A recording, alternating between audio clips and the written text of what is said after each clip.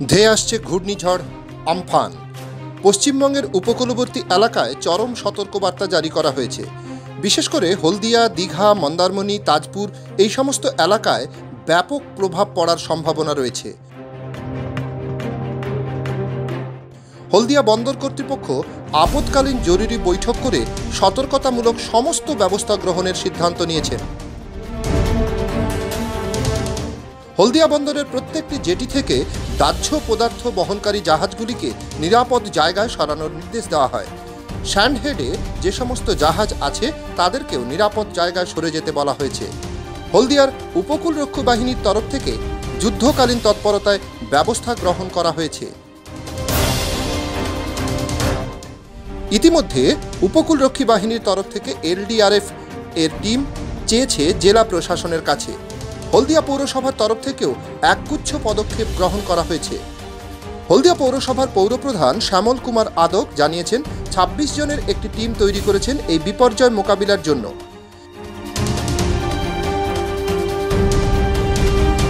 সেই সঙ্গে নদীর তীরবর্তী এলাকার বাসিন্দাদের মাইকিং করে সতর্কীকরণ করা হয়েছে এবং বেশ কিছু পরিবারকে নিরাপদ জায়গায় সরিয়ে নিয়ে যাওয়ার ব্যবস্থা গ্রহণ করেছে হলদিয়া পৌরসভা। সব মিলিয়ে বলা যায় হলদিয়া পৌরসভা, হলদিয়া বন্দর কর্তৃপক্ষ এবং হলদিয়া উপকূলরক্ষী বাহিনী যথেষ্ট তৎপর রয়েছেন এই বিপর্যয় মোকাবিলার জন্য। आफ्टरनून या इवनिंग के समय तक यहाँ पर ये हिट करेगा, लेकिन इसके जो पहले से क्लाइमेट चेंजेज हैं वो हमें कल से दिखने शुरू हो जाएंगे। तो इसी के संदर्भ में हम जगह जगह जा कर के जो खास करके सी से समुद्र से नज़दीक सटे हुए गांव हैं वहाँ के लोगों को जागरूक कर रहे हैं, अवेयर कर रहे हैं और उन्हें सुरक्षा संबंधी उपाय बता रहे हैं और साथ में उन्हें एक पर्सनल किट जो इमरजेंसी में इस्तेमाल किया जाता है उसे लेकर के तैयार रहने के लिए कह रहे हैं कि अगर ज़रूरत पड़ी और स्थिति ज़्यादा से ज़्यादा भयावह हुई तो हम जल्दी से जल्दी इन्हें यहाँ से शिफ्ट करके जो प्रशासन के द्वारा निर्धारित स्थल हैं, साइक्लोन सेंटर्स वगैरह हैं, वहाँ पर उन्हें शिफ्ट कर सकें। और उनसे हमने ये भी गुजारिश की है कि पशुओं को भी अपने साथ लेकर आएंगे। हमारी फर्स्ट और फॉरमोस्ट प्रायोरिटी लाइव स्टॉक को बचाना है, जिसके लिए हम अभी तैयारी करें और लोगों को भी जागरूकता अभियान चलाएं। कौन कौन एरिया में आप लोग अलर्ट कर रहे हैं? अभी तो हम दत्तापुर गांव में आए हुए हैं। इसके अलावा अभी पिछले पूरे मोहन नगर गए हुए थे और साथ में आसपास के जितने भी कोस्टल एरियाज़ हैं जो सबसे ज़्यादा पहले के साइक्लोन में प्रभावित हुए उन गाँवों को हम टच करने की कोशिश कर रहे हैं। क्या नाम है आपका? मैं Abhishek Kumar Gaurav, assistant commandant from second NDRF Kolkata. দেখুন, অ্যাকচুয়ালি আপনাদেরকে আমি বলি, আমাদের স্টেট গভর্নমেন্ট বিশেষ করে ডিএম সাহেব আমাদেরকে পাঠিয়ে দিয়েছেন এই সিচুয়েশানে, সাইক্লোনিক স্টর্ম যেটাকে বলা হচ্ছে, তাতে আমাদের কি কি করতে হবে, কি কি করতে হবে না, সেইগুলো আমাদেরকে একটা গাইডলাইন করে দিয়েছে। ইতিমধ্যেই আমরা সমস্ত অ্যারেঞ্জমেন্ট করে নিয়েছি। ধরুন, যেসব জায়গাগুলোকে ভালনারেবল জায়গা, যে নদী তীরবর্তী অঞ্চলে যেসব মানুষরা বস্তিরা আছে, কালকের মধ্যে আমরা সার্ভে চলছে, তাদের বাড়ি ঘরদর তাদেরকে বোঝানো চলছে। তারা বলছে যে আমাদের এত জিনিসপত্র রয়েছে, তারাও আসতে চাইছে না। তবুও আমরা ম্যাজিস্ট্রেট লেভেলে আমাদের ডিএমডিসিকে আমি বলেছি যে তারা যেন ইনট্যাক্ট ঘরে তালা চাবিটা মারে, কারণ তাদের তো হোগলার ঘর, সেটা কখনোই নদীর পাড়ে টিকে থাকতে পারে না এই ঝড়ে। তো আমাদের যতগুলো জায়গা আমরা শেল্টার তৈরি করেছি সেই সব জায়গায় আমরা তাদেরকে শিফটিং কালকে সকাল থেকে চালু হয়ে যাবে। এবং সবথেকে বড় কথা হচ্ছে আমরা এরকম 7খানা জায়গায় আমরা করেছি। আপনারা জানেন টাউনশিপে আহেলি যে আমাদের বড় অডিটোরিয়াম আছে, হ্যাঁ, সেইখানে আমরা নিচ্ছি। প্লাস 21 নম্বর ওয়ার্ডে আমাদের কমিউনিটি সেন্টারে আমাদের ওখানে শিফটিং করছি। আরেকটা 20 নম্বর ওয়ার্ডে আমাদের আরেকটা কমিউনিটি সেন্টার আছে, সেখানেও আমরা রাখছি। এইরকম জায়গায় বেছে বেছে আমরা দুর্গাচকে ছায়ানটতে করছি, আর বিভিন্ন জায়গায় আমরা এই শেল্টারগুলো তৈরি করেছি। তৎসহ আমাদের ডিজি সেট সহ আমাদের ডিজাস্টার টিম প্রায় 20 জনের মতো আমাদের রেডি থাকছে।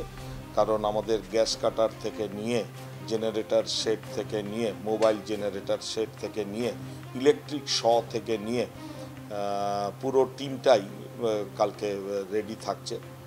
বিকেলবেলা সন্ধেবেলার পর থেকে। আর তাছাড়া যারা এই সব শেল্টারে থাকবে তাদের প্রথমে আমরা ড্রাই ফুডেরও ব্যবস্থা করেছি, ড্রাই ফুড, এবং পরের দিন সকালে ভাতের ব্যবস্থাও রয়েছে। আর যতটা পারি আমরা মানুষকে বাঁচাবার জন্য আমরা একদম প্রস্তুত হয়ে গেছি।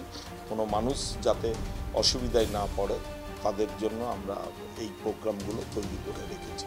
বিশেষ করে মন্ত্রী আমাদেরকে গত পরশু দিনই আমাকে জানিয়ে দিয়েছিলেন যে বুলবুল ঝড়ে যেরকমভাবে আমরা করেছিলাম অ্যারেঞ্জমেন্ট, ঠিক সেই রকমইভাবে অ্যারেঞ্জমেন্ট সমস্ত দিক থেকে রেডি রাখতে বলেছে। তার মধ্যে আমরা একটা ইমার্জেন্সি বেসিসে আমরা অ্যাম্বুলেন্স রাখছি, আমাদের আরও হেভি ইকুইপমেন্টও রাখছি, কিছু ট্রেন রেখেছি, আর আপনাকে আমি বলি জেসিবিও রাখা আছে।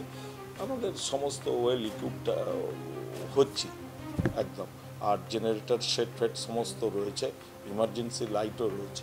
এই ব্যাপারে কোনো অসুবিধা নেই। মেডিকেল টিম ডাক্তারদের সঙ্গে আমাদের একটা কথাও হয়েছে কিছুক্ষণ আগেই, ডাক্তারবাবুদেরকেও বলেছি যে আপনারা একটা টিম রেডি রাখুন।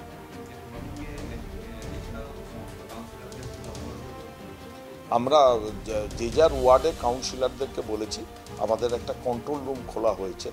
আপনাদের হয়তো ঝড়ে বেরোবেন না, কোনোরূপ কোনো খবর টবর পেলে আমাদেরকে কন্ট্রোল রুমের মাধ্যমে যোগাযোগ করে দিলে আমরা আমাদের টিম নিয়ে পৌঁছে গিয়ে করবো। যে যার তার এলাকায় যে যার তার কাউন্সিলরদেরকে দায়িত্ব দেওয়া আছে, তারা যেন সকলে সেইভাবে কোঅর্ডিনেশন করে কাজ করে। আর ইতিমধ্যেই দুপুরে আমাদের WBAC-DCL এর সঙ্গে আমাদের কথা হয়েছে, তাদের কন্ট্যাক্ট নাম্বারগুলো আমরা নিয়ে নিয়েছি। কোথায় হয়তো পাওয়ার ব্লক করতে হতে পারে, যদি তার ফার ছিঁড়ে যায় তাহলে সেই জায়গাগুলো আমরা তাদের সঙ্গে কমিউনিকেশন করে সেই মানে এগুলোকে মানে মেজার করে আমরা সমস্তভাবে কাজ করছি। না, আমি নাগরিকদের কাছে একটা অ্যাপিল করব, তারা যেন যথেষ্ট পরিমাণে খাবার জল, পানীয় জল এবং খাদ্য সামগ্রী, এবং বলা বাহুল্য যে বলবো যে যদি কারেন্টও চলে যায় তারা যেন মোমবাতি যেন বাড়িতে অ্যারেঞ্জমেন্ট, অল্টারনেটিভ অ্যারেঞ্জমেন্ট, এবং ওষুধপত্র যেন তারা কিনে নিয়ে বাড়িতে থাকে, বাড়ির বাইরে যেন না হয়। আর ফট করে যেন কোনো গুজবে যেন কানটা না দেয়। শান্ত থাকতে হবে, ঠান্ডা মাথায় থাকতে হবে, বাকি কাজ আমাদেরকে করতে দিতে হবে, আমরা সেইভাবে কাজ করি। ये आपको पता है ये अम्फन जो तूफ़ान आ रहा है, वेरी सीवियर साइक्लोनिक स्टॉर्म, ये उम्मीद है कि जैसे प्रेडिक्शन दिया जा रहा है कि उम्मीद है कि ये कल शाम को करीब 6-7 बजे तक सैंडर्ड्स एरिया में पहुंच जाएगा, हमारे पोर्ट एरिया में पहुंच जाएगा। और इसके लिए हम लोगों ने थोड़ा प्रिपरेशन कर लिया है ऑलरेडी। और प्रिपरेशन में सबसे बड़ी बात है कि हमारे यहाँ 25-30 जहाज़ रहते हैं एंकरेज में, तो उन सारे जहाज़ को हमने नोटिस दे दिया है कि तुम यहाँ से निकल जाओ। उस एरिया को हमने क्लियर करवा दिया है ताकि वो किसी मुसीबत पे ना पड़ जाए। और जो दूसरे जहाज़ सिंगापुर या बाहर से आ रहे हैं उनको भी हमने बता दिया है कि तुम इस एरिया में जब तक तूफ़ान नहीं गुजर जाए ये यहाँ पे नहीं आएंगे। इसके अलावा हमारे डॉक के अंदर जितने सारे जहाज़ हैं, हमारे डॉक के अंदर फ़िलहाल तो 10-11 जहाज़ हैं। इन सारे जहाज़ को हमने रस्सियों से बांध के रखा हुआ है, रस्सियों के डबल या ट्रिपल लाइंस दे के बांध के रखा हुआ है ताकि ये तेज़ हवा जो हम एक्सपेक्ट करते हैं, हवा कुछ 170 से 200 किलोमीटर पर आवर के स्पीड से आने वाली है। और जैसे बताया जा रहा है कि ये तूफ़ान सागर आइलैंड से गुज़रता हुआ हल्दिया के ऊपर से जाने की संभावना है। तो इसको हम मानते हुए इतने सारे प्रिपरेशन लेके रखिए ताकि ये जहाज़ रस्सियाँ तोड़ करके बाहर ना निकल सके। साथ में जितने छोटे छोटे क्राफ्ट हैं जो बाहर रहते हैं, छोटे छोटे बोट्स हैं या दूसरे नाव हैं या बार्जेस हैं, उनको भी हमने डॉक के अंदर शेल्टर दे के रखा हुआ है ताकि ये बाहर जाके किसी मुसीबत में न पड़ जाए। बाहर हमारे 3 ऑयल जेट्टीज़ हैं, तीनों ऑयल जेट्टीज़ को हमने खाली रखा हुआ है। इसलिए खाली रखा हुआ है कि ऑयल जेट्टीज़ जो हैं वो रिवर में रहते हैं, उनको सबसे ज़्यादा हवा से जूझना पड़ता है। उनका तूफ़ानी हवा के कारण ये LPG टैंकर्स हैं, अगर वो तोड़ के बाहर निकल आते हैं तो बहुत बड़ी मुसीबत खड़ी हो जाएगी। तो इन सारी बातों को मद्देनज़र रखते हुए हमने इन सारे जहाज़ को कल को निकल जाने को लेकर दिया है ताकि हमारे तीनों जेट्टीज़ खाली रह जाएँ।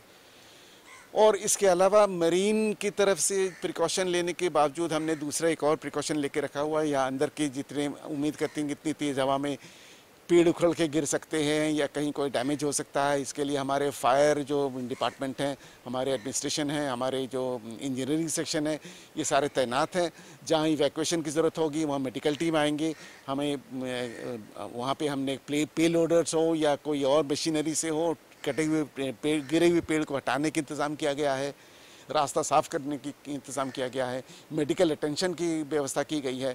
इलेक्ट्रिकल शॉर्ट सर्किट में अगर कुछ हो जाए तो वहाँ भी इंतज़ाम किया गया है ताकि क्विक इवैक्यूएशन किया जाए, कहाँ कहाँ पावर शट डाउन कर दिए देने की ज़रूरत हो सकती है।